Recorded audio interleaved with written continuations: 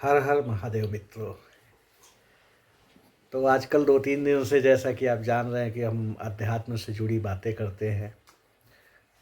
जब सबसे पहली बार इस पे हमने चर्चा की थी तो उसमें हमने कहा था कि भगवान शिव के त्रिशूल में त्रिविध तापों की हरने की शक्ति होती है।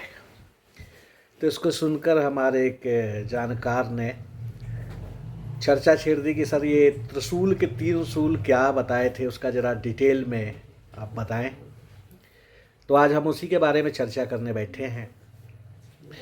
आपने देखा होगा भगवान शिव महादेव जी के पास हमेशा ही एक त्रिशूल दिखता है प्रतीक के रूप में, और जब भी भक्तजन कहीं मंदिर की स्थापना करते हैं तो त्रिशूल जरूर वहाँ लगाते हैं।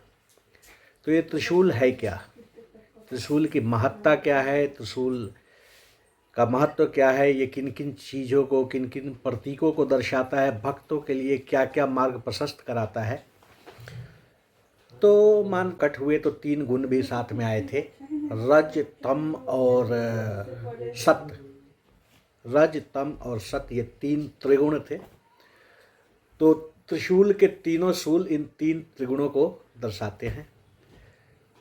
कई व्याख्यानों के अनुसार ये भूत भविष्य और वर्तमान को भी दर्शाते हैं।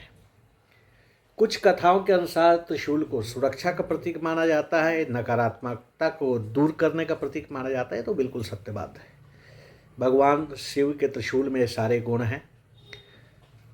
लेकिन अगर हम इसको प्रतीकात्मक रूप में देखें तो और भी कई सारी चीज़ें निकल के आती है। हम ईश्वर हमें अपने प्रतीकों से बहुत सारे संकेत देते हैं। अब एक और कहानी है कि त्रिशूल के तीनों जो शूल हैं वो 3 तरह के तापों को दर्शाते हैं। आधि भौतिक, आधि दैविक और आध्यात्मिक ताप। दैहिक, दैविक, भौतिक, तापा, ये 3 नाम से कई जगह ग्रंथों में उल्लेख भी है। दैहिक, दैविक, भौतिक, तापा। तो ये तीनों ताप है, देह के ताप, दैवीय ताप और भौतिक जो ताप होता है, इन तीनों को हरने वाला होता है महादेव का त्रिशूल। तो एक ये भी संदेश आता है।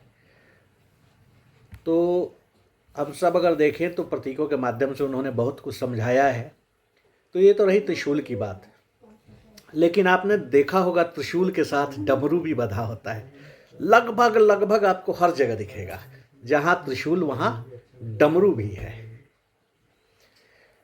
तो त्रिशूल जहां 3 तरह के शूल का प्रतीक है, 3 तरह के ताप का प्रतीक है, 3 तरह की दिक्कतों का प्रतीक है, वहीं डमरू जो है आनंद का प्रतीक है। ध्वनि और संगीत हमेशा आनंद का प्रतीक रहता है। तो त्रिशूल के साथ डमरू बना होने का मतलब है कि आज आदमी अपनी वेदनाओं से इतना ग्रस्त है कि आनंद मनाने के लिए क्षण नहीं मिलते, परेशानियों में डूबा रहता है, टेंस रहता है। तो भगवान शिव का ये डमरू और त्रिशूल का जो संयोजन है, जो संगठन है, वो दर्शाता है कि भले ही तीनों तरह के शूलों और तापों से तुम घिरे हुए हो, कितने भी शूल ताप परिस्थितियों, विषम परिस्थितियों से घिरे हो, लेकिन उस परिस्थितियों में भी डमरू की मनोरंजकता तुम्हारे साथ होगी। अगर तुम चाहो तो उन तीनों तापों के बीच से भी अपने आप को आनंदित रख सकते हो महादेव के डमरू का सहारा लेकर। तो ये हमेशा भगवान शिव आप सभी के जीवन के हर प्रकार के तापों का नाश करें और उनकी डमरू की मृदुल ध्वनि से आप हमेशा आनंदित रहें, यही हमारी कामना है। फिर कल मिलेंगे एक नए विषय के साथ, आध्यात्मिक विषय के साथ। तब तक के लिए ओम नमः शिवाय।